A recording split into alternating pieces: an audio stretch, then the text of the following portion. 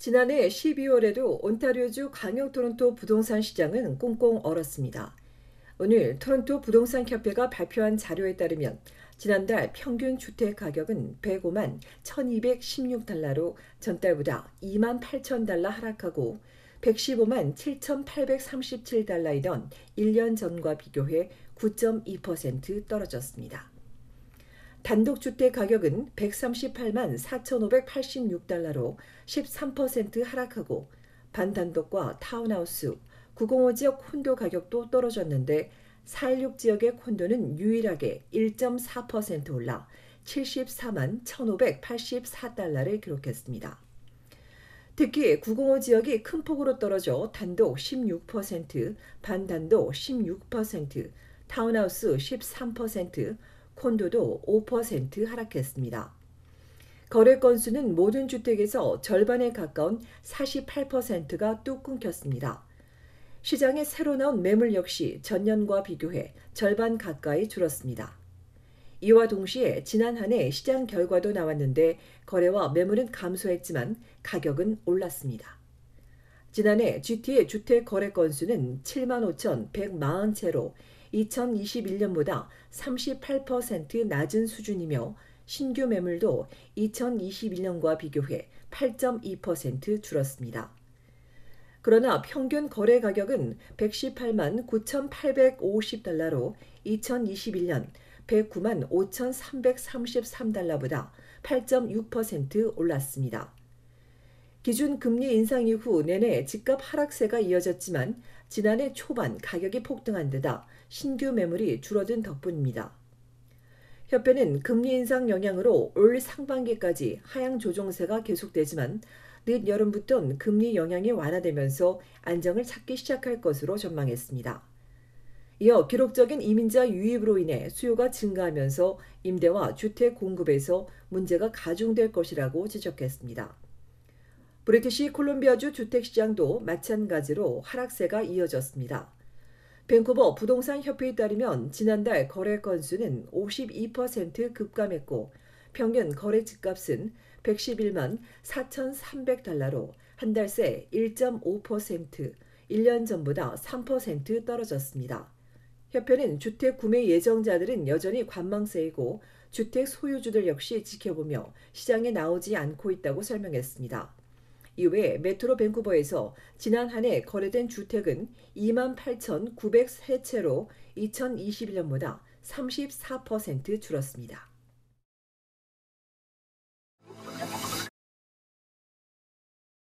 올해 부동산 분야에서 달라지는 것들을 알아봤습니다. 우선 외국인의 주택 매입 금지가 있는데 5년간 캐나다에 거주한 유학생과 장기 체류 외국인 근로자 등이 아닌 외국인은 내년까지 2년 동안 캐나다에서 집을 살 수 없습니다. 또 플리핑 방지 규정이 도입돼 주택을 구매한 뒤 1년도 안 돼 팔 경우 이를 투기로 간주하고 세금을 부과합니다. 단 소유주가 사망했거나 질병, 이혼, 안전, 직장 변경 등의 사유가 있을 경우는 제외됩니다. 다세대 주택으로 개조할 경우 최고 5만 달러에 대해 15%까지 공제해 줍니다. 단 노인 또는 성인 장애인의 거주를 위한 개조해야 하나며 인건비와 건축 자재, 장비 대여, 허가 비용 등에 대한 관련 영수증이 있어야 합니다. 4월 1일부터는 다운 페이먼트 자금 4만 달러를 5년 동안 세금 없이 마련할 수 있는 FHSA가 도입됩니다. RRSP와 TFSA 혜택이 접목된 절세 투자 수단입니다. 첫 주택 예정자뿐만 아니라 4년간 무주택자도 대상이긴 한데 당장 집을 사려는 사람에겐 별로 도움이 되지 않기 때문에 자신에게 맞는지 살펴보는 것이 좋다고 전문가는 조언합니다. 브리티시 컬럼비아주에선 기존 주택 구매자를 위한 이른바 쿨오프 기간이 도입됩니다. 급하게 구매를 결정해야 하는 압박에서 구매자를 보호하기 위한 절차로 계약 후 영업일 기준 3일 동안 인스펙션 융자와 같은 실사를 수행하면서 자신에게 적합한지 여부를 검토하고 취소할 수 있습니다. 이런 규정을 도입하는 건 BC주가 캐나다 최초입니다. 온타리오주에는 기존 주택은 아니지만 신규 콘도 구매자에게 휴일 포함 10일간의 냉각 기간이 있습니다. BC주 규제에 대해 온주에선 구매자가 이를 악용할 수 있다, 공정하지 않다는 등 부정적인 의견이 나왔습니다. 한편 면세저축과 은퇴저축 한도액이 올해부터 늘었습니다.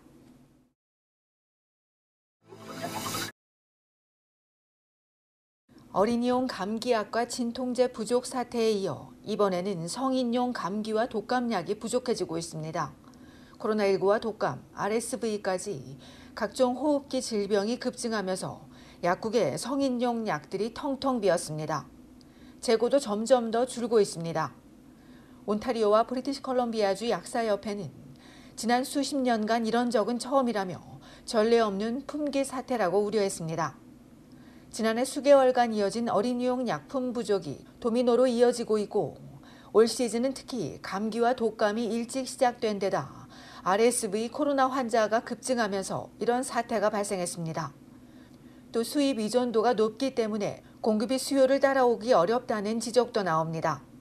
이에 이전부터 필수 의약품 생산을 늘리는데 더 많은 투자를 해야 한다는 요구들도 나온 바 있습니다. 문제는 지금으로 협회는 약사에게 정확한 증상을 알려주면 대체 약물을 조제해 줄 수 있을 것이라고 전했습니다.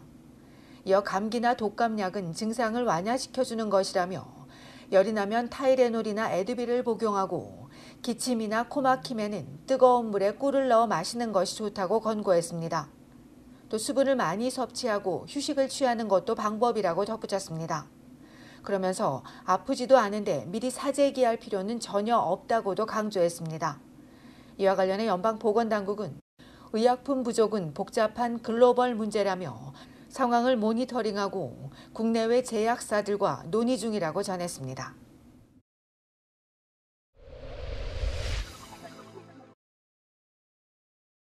새해 들어 온타리오주 토론토에서 연이에 교통사고가 발생하고 있습니다.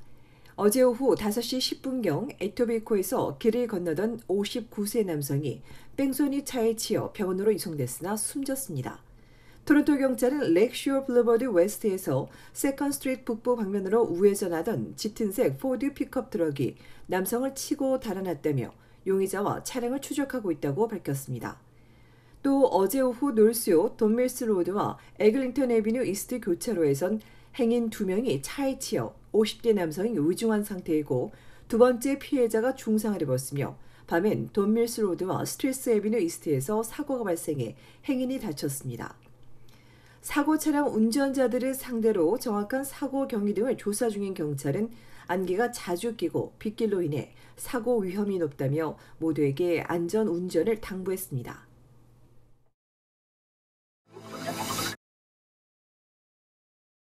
온타리오주 토론토시가 대중교통요금 인상을 추진합니다.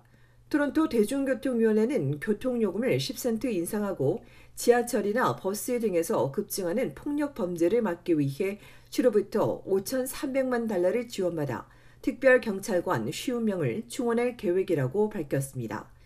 이에 대해 대중교통 사용자 그룹은 요금을 올릴 것이 아니라 더 많은 승객을 유치할 수 있는 대책을 찾는 것이 더 바람직하다고 강조했고 관련 업계 전문가는 경찰 50명을 충원하는 것만으로 폭력이 사라지고 시민들이 더 안전할 것으로 보이진 않는다고 지적했습니다. 이외에 위원회 발표에 따르면 신효용 월 이용권은 현재의 요금이 그대로 유지되고 저소득층 할인 프로그램엔 5만여 명이 추가될 예정입니다. 한편 앞서 토론토시는 토론토 경찰 예산을 4,830만 달러 더 늘려 11억 달러로 증액한다고 발표한 바 있습니다.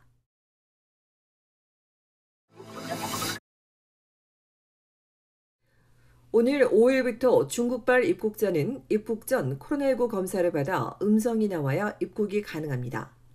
지난주 연방보건당국은 중국발 대규모 확산을 막기 위해 오늘부터 30일 동안 중국과 홍콩, 마카오에서 입국하는 2세 이상 모든 내 외국인은 항공기 등 탑승 전 48시간 안에 PCR 또는 전문가용 신속 항원 검사를 받고 음성 확인서를 제출해야 한다고 발표했습니다.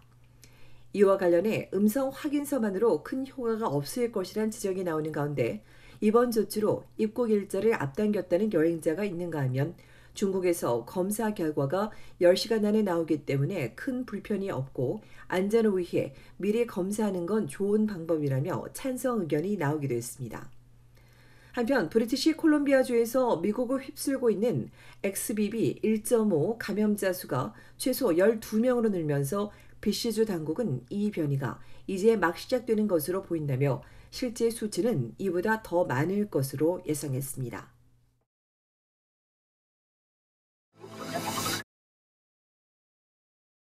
LG전자가 온타리오주에 본사를 둔 세계 3위 자동차 부품 회사 마그나와 미래 자율주행 시대를 대비한 전략적 기술 협력을 추진하기로 했다고 밝혔습니다.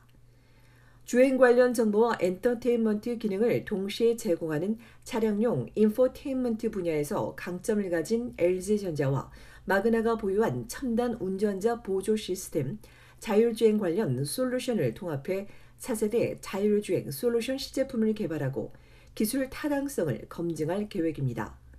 이를 위해 양사는 오늘부터 미국 라스베가스에서 열리는 세계 최대 가전 정보기술 박람회 CES 2023에 참가해 글로벌 완성차 고객들과 함께 구체적 협업 방향을 모색할 예정입니다.